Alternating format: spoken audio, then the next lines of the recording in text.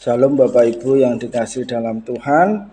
Pada kesempatan yang baik ini saya rindu untuk membagikan berkat firman Tuhan kepada Bapak Ibu dan saudara semuanya, dan berkat firman Tuhan pada kesempatan ini yaitu tentang merendahkan hati.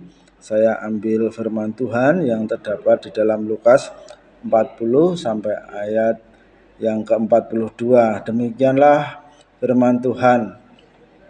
Ketika Yesus kembali, orang banyak menyambut dia, sebab mereka semua menanti-nantikan dia. Maka datanglah seorang yang bernama Yairus. Ia adalah kepala rumah ibadat. Sambil tersungkur di depan kaki Yesus, ia memohon kepadanya supaya Yesus datang ke rumahnya. Karena anaknya perempuan yang satu-satunya yang berumur kira-kira 12 tahun hampir mati. Dalam perjalanan ke situ, Yesus didesak orang banyak. Amin. Bapak Ibu yang dikasihi dalam Tuhan, harta dan kekayaan, jabatan ataupun kekuasaan yang dimiliki oleh seseorang itu tidak akan membantu di dalam menghadapi masalah-masalah atau persoalan-persoalan. Memang kadang ada yang bisa membantu, tapi tidak semua masalah bisa dibantu dengan kekuasaan atau jabatan. Dan kesalehan orang yang taat kepada Tuhan, orang yang setia melakukan kehendak Tuhan, orang yang taat kepada Tuhan juga tidak terlepas dari masalah di dalam kehidupannya. Dengan bukti bahwa ada seorang yang bernama Yairus, dia adalah sebagai kepala rumah ibadat atau kepala di sinagog ini mengalami persoalan atau masalah di dalam kehidupannya, yaitu anaknya yang berumur 12 tahun itu dikatakan hampir mati. Melihat masalah yang begitu berat antara jabatan dari Yairus sebagai kepala rumah ibadat tidak sanggup untuk bisa menyelesaikan dari kesembuhan anaknya.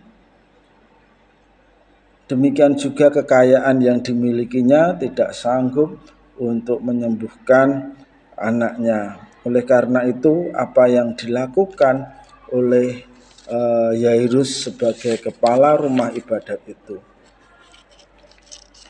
yang dia lakukan adalah Yairus itu mencari Tuhan Yesus. Beda memang dengan orang-orang Farisi atau ahli-ahli Taurat yang membenci Tuhan Yesus, tetapi Yairus ditulis di situ artinya, dan di dalam Alkitab tidak ada Yairus ini membenci Tuhan Yesus. Berbeda dengan orang Farisi maupun ahli-ahli Taurat yang membenci Tuhan Yesus karena pengajaran-pengajaran Tuhan Yesus. Namun justru Yairus menganggap bahwa Tuhan Yesus adalah seorang nabi yang sangat besar, yang sanggup untuk melepaskan semua masalah di dalam kehidupannya.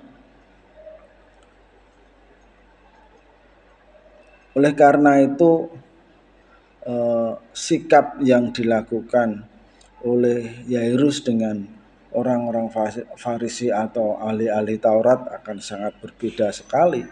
Dia mau datang kepada Tuhan Yesus, dia mau menanti-nantikan Tuhan Yesus. Ini membuktikan bagaimana Yairus ini berbeda dengan kebanyakan orang, dan saya melihat bahwa Yairus ini adalah orang yang baik, orang yang taat kepada Tuhan.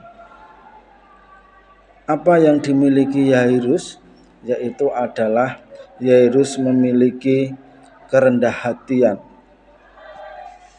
Kalau melihat dari jabatan yang tinggi, dia adalah sebagai kepala rumah ibadat atau sebagai kepala sinagog, maka tidak layak juga Yairus harus tersungkur di kaki Yesus. Namun Yairus melakukannya, dia memiliki kerendah hatian yang begitu dalam sehingga dia tersungkur di kaki Tuhan Yesus sebagai bukti bahwa memang dia adalah orang yang rendah hati dan dia adalah orang yang mau menyerahkan segala masalah hidupnya kepada Tuhan, yaitu dengan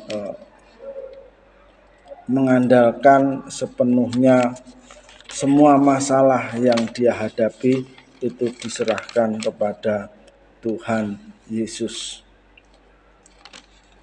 Yairus tidak menilai bahwa dia ini memiliki jabatan yang tinggi maupun jabatan yang besar, namun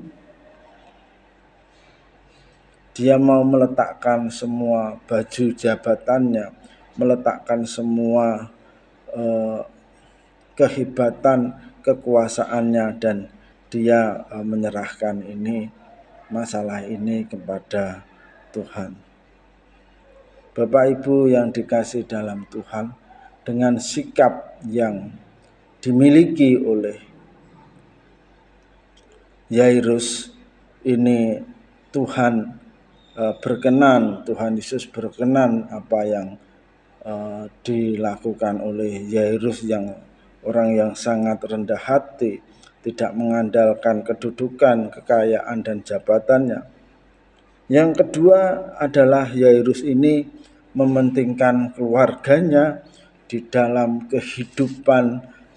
kehidupannya, ya. Yairus ini tidak malu-malu memohon kepada Tuhan walaupun dia adalah seorang kepala rumah ibadat. Mungkin dengan sebagai kepala rumah ibadat, kalau sekarang mungkin sebagai pendeta, itu malu dong harus mohon doa kepada orang lain. Aku sendiri bisa mendoakan anakku, namun itu tidak dilakukan oleh Yairus. Yairus tidak malu memohon kepada Tuhan untuk kesembuhan anaknya. Semua yang dilakukan itu untuk keluarganya, agar keluarga dari Yairus ini dia tidak kehilangan anaknya yang sudah hampir mati. Dia ingin keluarganya menjadi keluarga yang tentram, keluarga yang bahagia, dan dia bisa memiliki anak yang menjadi kebanggaannya. Bapak Ibu yang dikasihi dalam Tuhan, bahwa kadang jabatan maupun kadang harta, kekayaan, dan kekuasaan itu membuat orang menjadi sudah tidak mau lagi untuk peduli terhadap keluarganya, peduli terhadap istri maupun peduli terhadap anak-anaknya. Setiap hari mungkin karena pekerjaan yang sangat padat atau setiap hari harus kerja dan sebagainya, sehingga tidak peduli lagi terhadap perkembangan anak-anaknya. Berbeda dengan Yairus yang sangat peduli walaupun dia adalah memiliki jabatan yang tinggi.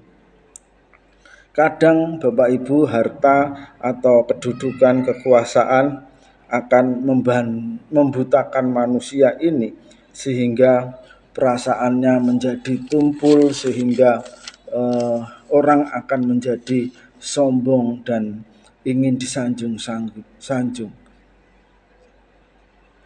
Ingatlah Bapak Ibu yang dikasihi dalam Tuhan, bahwa kekayaan, kesombongan, harta, kekuasaan kita itu tidak membantu hidup kita. Belajarlah, mari pada saat ini tidak mengandalkan semua kekayaan, jabatan, dan harta kita, tapi belajarlah kita untuk rendah hati seperti Yairus yang rendah hati dan mau minta pertolongan kepada Tuhan Yesus. Mari kita minta pertolongan kepada Tuhan Yesus dengan kerendahan hati kita, sehingga kita ini mendapatkan kasih setia daripada Tuhan Yesus. Jadilah orang yang baik, tidak menghakimi orang lain, tidak mengatakan orang lain yang tidak benar. Belajarlah kita mau bersikap rendah hati kepada orang lain ataupun kepada siapapun juga. Orang yang rendah hati ini adalah orang yang tidak akan memikirkan dirinya sendiri. Namun orang yang rendah hati itu akan selalu memikirkan keluarganya, memikirkan orang lain. Demikianlah apa yang bisa saya sampaikan pada renungan kali ini. Mari kita belajar bersama-sama untuk rendah hati dalam menghadapi masalah-masalah dan persoalan kehidupan kita. Tuhan Yesus memberkati.